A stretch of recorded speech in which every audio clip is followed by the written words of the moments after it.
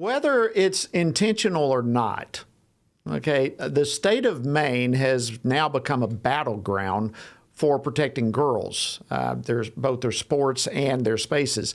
Democrat leaders there, including the governor, have doubled down in allowing gender-confused males to participate in school sports that are intended for females. And as we've discussed on this program, one of the state representatives there who critiques the anti-female policy was literally censured by Democrats who were in power. Well, that lawmaker now has taken her case to the courts and has found many, many allies all along the way. And here now to update us on her fight is Maine Representative Laurel Libby. Representative Libby, welcome back to Washington Watch. Always great to have you. Thanks so much for having me, Jody. It's a pleasure. Well, listen, you have been on the show a few times ever since you were censured, and you've given updates all along the way. So, again, there may be some who need to just be refreshed. So, briefly remind our audience why you were censured and give us the latest update on your legal battle. I'd be happy to. On February 17th, I posted side-by-side photos of a young man participating in the pole vault last year in the male category and then winning the female state championship here in Maine this February. It got a lot of attention. Millions of folks saw it across the country. And my Democrat leadership and the Democrat majority in the House censured me the following week. And that means that I can no longer vote or speak on behalf of my constituents. So I have a district of 9,000 constituents who have been disenfranchised because I've been unable to speak or vote on their behalf for the last 2 months because I will not apologize for speaking up for Maine girls' rights. At this point, we are waiting on the Supreme Court for an emergency application that we filed to ask for my vote to be restored in the House.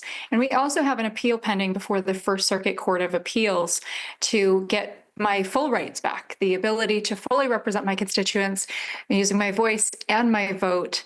And so both of those are pending, and we are looking forward to having our full day in court and having my First Amendment rights restored and that my constituents can be fully represented once more. You know, Representative Libby, every time I hear you describe what happened, I shudder in disbelief. I just can't believe that this is happening here in the United States. But let's go down a little further. Okay, so your response is now going, hopefully, before the Supreme Court. But while all that's happening, the Democrats are targeting your lawsuit, and they are defending the censure, saying that it was over your conduct and not your views. What's your response to that defense?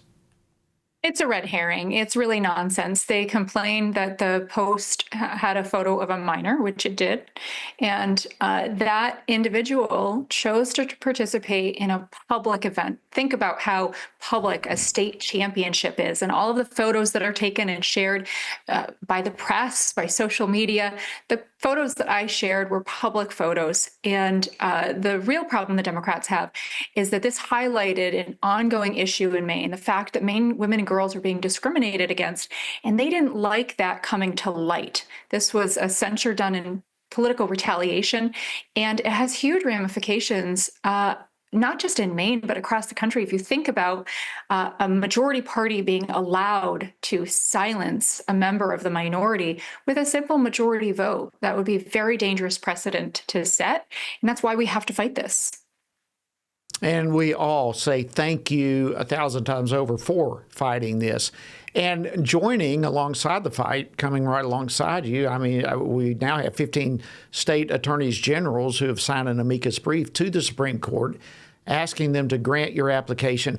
What does this level of support signal to you about your case?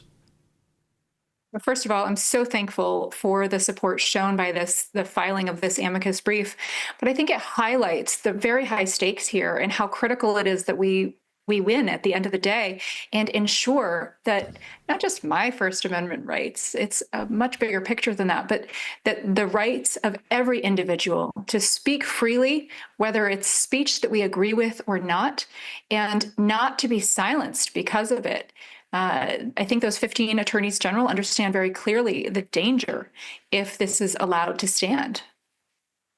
Well, and it's not only the attorneys general. There are now some local school districts in your state that are taking matters into their own hands. So it looks like this is a movement that is gaining more and more momentum.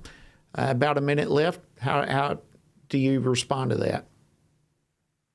That's accurate. We've seen 2 school districts so far vote to uphold Title IX and ensure that they are not discriminating against our young women here participating in sports. And they will be complying with Title IX, which all of our school districts should be.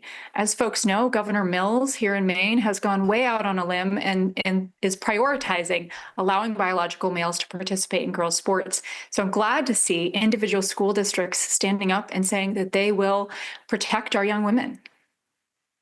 Well, we're thrilled to see that as well. And it seems as though your willingness to step in the gap, to stand strong, to push back, to fight back, courage always attracts additional courage. And we're seeing more and more people support you and support this whole movement. And again, thank you, Representative Libby, and thank you for again joining us here on Washington Watch.